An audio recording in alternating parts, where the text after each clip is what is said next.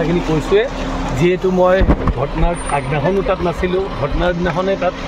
গৈছিলোঁ মই আৰু ঘটনাস্থলীতো নাছিলোঁ মই যিখিনি জানো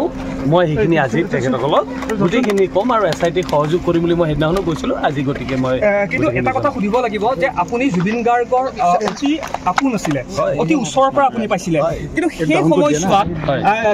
সম্পূৰ্ণ গাফিলতিৰ বাবে এই ঘটনা সংঘটিত হ'ল অনাকাংক্ষিত ঘটনা চাওক গাফিলতিটো মই ক'ব নোৱাৰিম কাৰণ মই যেতিয়া গৈ পাইছোঁ তাক মই য'ত ঘাটত লৈ নিছিলে ঘাটৰ পৰা উঠাই পেলাই মই হস্পিটেললৈকে লৈ গৈছোঁ তাত সেইটো জুবিন গাৰ্গ নহয় বেলেগ কোনোবা থাকিলেও অসমৰ মানুহ যদি কোনোবা থাকিলে মোৰ কৰ্তব্য বুলি ভাবোঁ মই দাঙি লৈ গ'লোঁ হয় হস্পিটেললৈকে আৰু হস্পিটেললৈকে লৈ যাওঁতে যিখিনি তথ্য আছে মোৰ তাত সেইখিনি মই গোটেইখিনি আজি এতিয়া SIT কিন্তু শেষৰটো প্ৰশ্ন যদি চাবলৈ যাওঁ বৰ্তমান সময়লৈকে শেখৰজ্যোতি গোস্বামী বা যদি চাবলৈ সিদ্ধাৰ্থ শৰ্মা বিশেষকৈ সিদ্ধাৰ্থ শৰ্মাই কোনো ধৰণৰ স্পষ্টীকৰণ নিদিয়াটো কি সূচায়